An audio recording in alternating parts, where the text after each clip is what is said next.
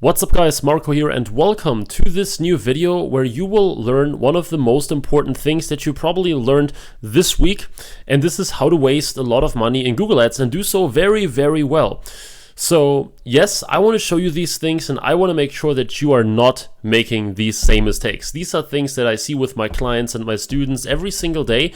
Almost everyone is making at least one or two or three of these 13 things that I'm showing you here today. 13 ways that people are losing or wasting money on Google Ads. And I highly recommend that you watch this video till the end because there are 13 points and I assume that almost everyone is, as I said, at least making a few of those mistakes.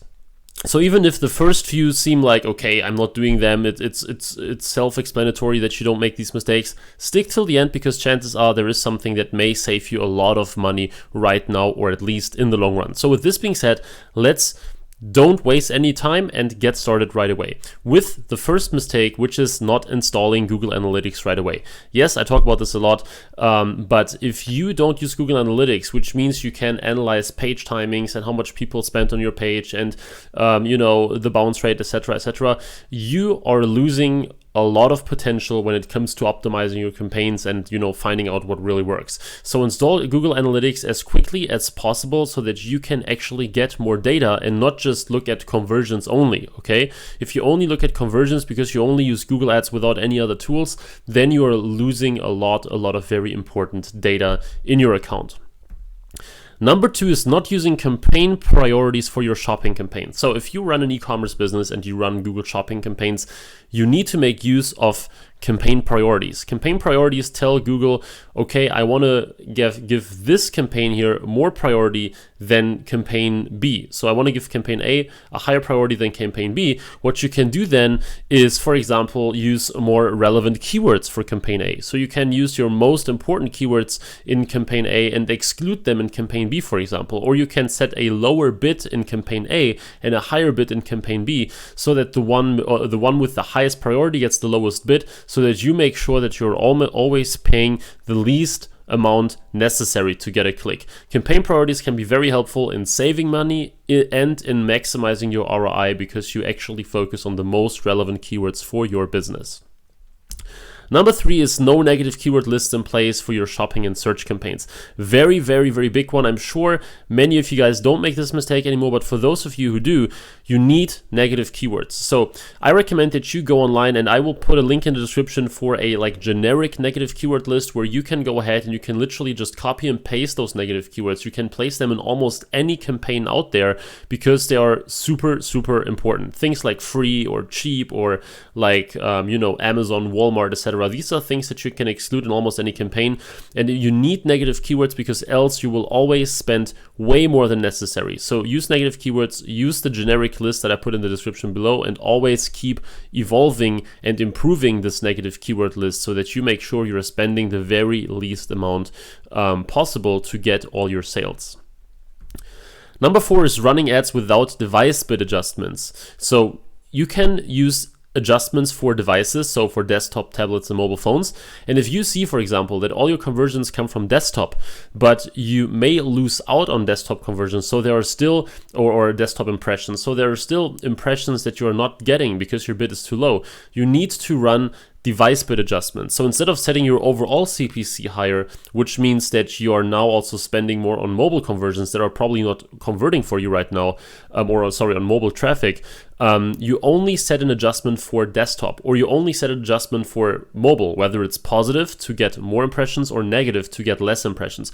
By doing so, you can really control how much you're spending on each device instead of just eliminating it completely. You can do that as well by setting a minus 100% bid adjustment, but in general, almost any campaign should have some sort of device bid adjustment if you have been running it for long enough. Don't use them right away just because you got a single conversion on desktop, but as soon as there is a pattern, as soon as there are way more conversions for one device than for the other, or one is just way cheaper, way more profitable, then it's time to actually use adjustments to get more of what's working for you. Then we have running ads on the search partner network from day one. So when you run ads, you have the option to only use the Google network, the default network, and the search partner network. Okay, so the Google search network and the partner network.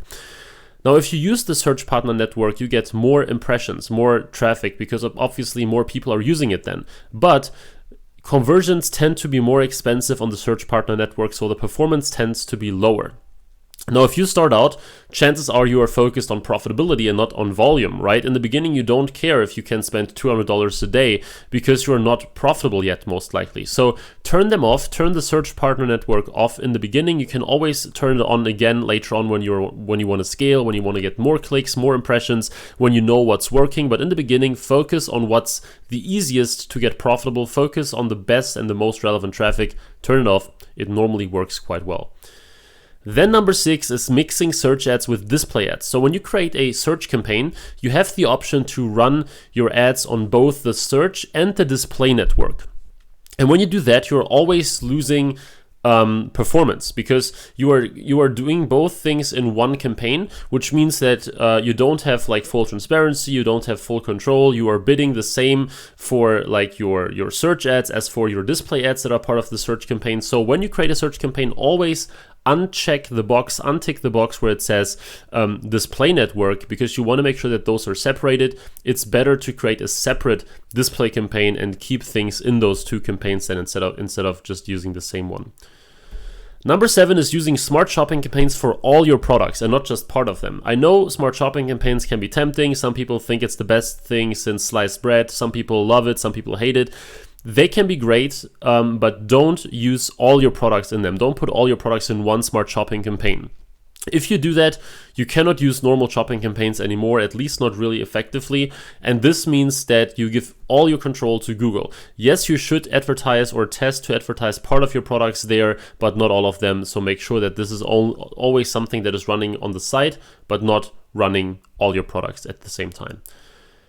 Number 8 is changing bidding strategies too frequently. So if you switch from manual CPC to target CPA to maximize clicks to target ROAS in a matter of like 1 day or 2 days all the time, because you think, okay, this gets better results, I'm not getting good results yet, this will almost never get to a very profitable campaign, because whenever you do that, the algorithm is you're messing up with the algorithm and the optimization. Google needs time to optimize your campaign and to optimize your bids. So if you are using enhanced CPC, for example, Google is like finding out what a promising click looks like. So they are looking at, or a promising search query, right? They are looking at your past conversion history and they are like, okay, if this person looks for this like thing, if they type this into Google, they are, let's say, 30% more likely to convert, and they give you a higher bid there. But if you change it all the time, you are like resetting this every time, or at least damaging it to a certain degree. And this will always crush your campaign performance at least a little bit. You probably noticed that when your campaign was running fine on maximize clicks, you switched to enhanced CPC,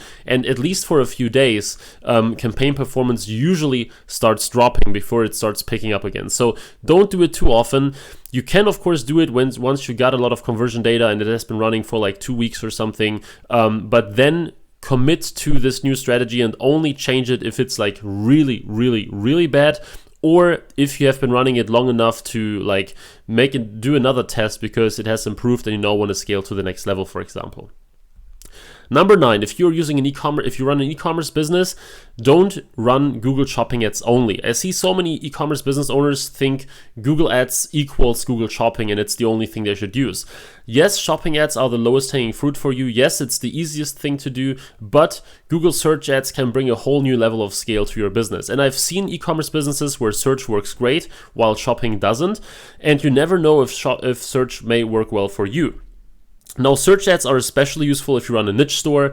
They are especially useful if you run multiple categories. They can also be useful with a general store, even though then they are less effective than with a niche store. But the point is, test them out and see if they work for you. Number 10 is not testing enough keywords in ads. So if you run a search campaign, some people just add like 2 exact match keywords or 3 exact match keywords and they test like 1 ad, maybe 2. The point is, test many keywords that are still somewhat similar to find out which combination works, and always also have 1 broad match keyword in there that you are testing like on a smaller bit to see if you can get any search queries that you didn't think of. When it comes to ads, make sure that you test at least 2, ideally 3 or 4, and that every ad is as different as possible. So don't just change 1 word in the headline, don't just change the display URL, well, literally write a new ad from scratch and see which one gets the best results, because that's how you get like a 6% click-through rate versus a 1% click-through rate, and not like a 3 instead of a 3.5 or so. Running ads on a budget that is too high is also a problem when it comes to Google Ads. It's something that a mistake that not many people make. But if you say, I have a $10,000 budget or a $5,000, so I start with $100 per day, right? Yes, that way you get data quicker, but you cannot react that fast. So if you spend $100 a day, after one day you have got like 200 search queries, or 100 or 50, depending on your niche, right? And you cannot really optimize and change your campaign and use negative keywords in time if you spend your budget that quickly. So even if you have a large budget, unless it's of course crazily huge and you don't care about it, but even if you have a larger budget, start small so that you can actually adjust your campaigns while you are running your ads, okay? So $20 a day is usually a good budget to start your campaigns off the ground, because then you still get data somewhat okay fast, but also you have enough time to change things, to add negative keywords, to react to the data that you get, okay? So don't run on these massive $100 per day budgets right away. Later on, when you're at 100, 200, 500 a day because things are working, that's perfectly fine, sky's the limit, but in the beginning, keep it somewhat small. Number 12 is not using anti-click fraud tools, for example, CLICKCEASE. I've mentioned this in 1 or 2 videos of mine. You will get a lot of traffic on Google Ads that is actually botted or fake, or competitors clicking on your ads, etc. And depending on your case, it may take anywhere from like 3% to literally 20, 30 or more % of your clicks, right? It depends on the network you're using, whether you use also display, etc., etc. But the point is that in almost any case, it makes sense to use an anti-click fraud tool. I will link CLICKCEASE in the description. You can feel free to check it out.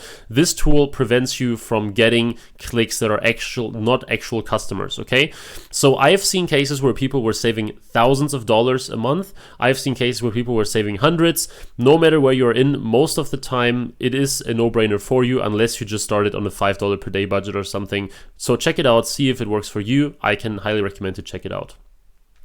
And number 13, the last point that I see all the time in my coachings with my clients, no matter if they are making $1,000 a month or $500,000 a month, as my biggest clients do, not testing your product prices. This is huge, okay?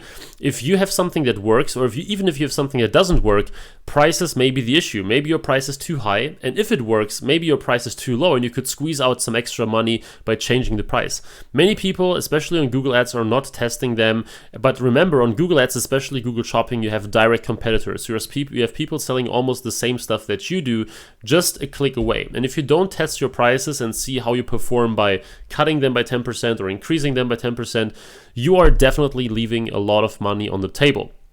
So number 13, one of the most important points actually, make sure that you test them, make sure that you test them frequently. When you have a winner, try to squeeze out a little bit more. When you have a loser, try to actually get a few sales by decreasing the price a little bit. That's something that I can highly, highly recommend to do, and you will see your campaign performance increasing.